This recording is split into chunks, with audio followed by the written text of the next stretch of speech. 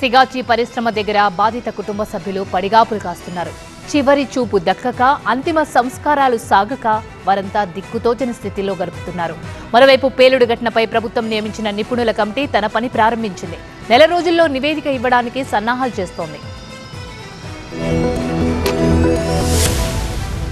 పాసమైలారం సిగాచి పరిశ్రమ పేలుడు ఘటనపై ప్రభుత్వం విచారణ కొనసాగుతోంది. ఈ ఘటనపై అధ్యయనం చేసేందుకు ప్రభుత్వం నియమించిన నిపుణుల కమిటీ పరిశ్రమను పరిశీలించింది.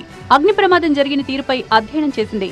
పరిశ్రమల్లో ఇలాంటి ప్రమాదాలు పునరావృతం కాకుండా ఉండాలంటే ఎలాంటి జాగ్రత్తలు తీసుకోవాలన్న అంశాలపై ప్రభుత్వానికి నెల రోజుల్లో నివేదిక ఇవ్వనుంది ఈ committee.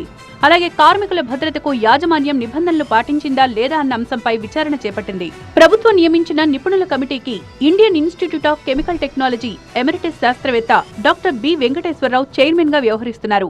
IICT chief scientist doctor T Pratap Kumar, చెన్నైలోని central leather research institute retired scientist doctor Suryanarayana, పూణేలోని నేషనల్ కెమికల్ ల్యాబ్ భద్రతాధికారి డాక్టర్ సంతోష్ గుగే సభ్యులుగా ఉన్నారు.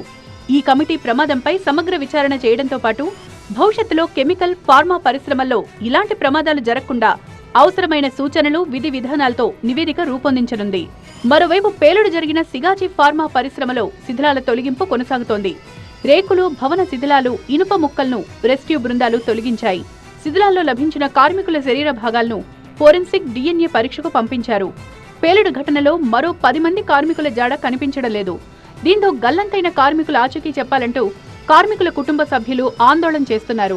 మేము అక్కడ ఫ్యాక్టరీ దగ్గరికి వెళ్ళి చూసాము. ఇక్కడ పటాన్చెరు గవర్నమెంట్ హాస్పిటల్కి వచ్చి చెక్ చేసాము. బాడీ ఐడెంటిఫికేషన్ లేదు. ఇప్పటికి DNA రిపోర్ట్ ఇచ్చి 48 అవర్స్ అవుతుంది. మాకు ఎటువంటి ఇన్ఫర్మేషన్ లేదు. గత 4 రోజులుగా ఫ్యాక్టరీకి, పటాన్చెరువులో ఉన్న గవర్నమెంట్ హాస్పిటల్కి తిరుగుతూనే ఉన్నామండి. ఇప్పటి వరకు మాకు మృతదేహం కూడా లభించలేదు. తమ వారి జాడ చెప్పాలని, లేదంటే మృతదేహాన్నైనా అప్పగించాలని వారి కుటుంబ సభ్యులు పడుతున్న యాతన అందరినీ కలిచివేస్తోంది. ఘటన జరిగిన సిగాచి పరిశ్రమ వద్దకు తరలి వస్తోన్న బాధిత కుటుంబ సభ్యులు, బంధువులు, మిత్రులు తమ వారి ఆచూకీ కోసం అక్కడున్న అధికారులను వేడుకుంటున్నారు.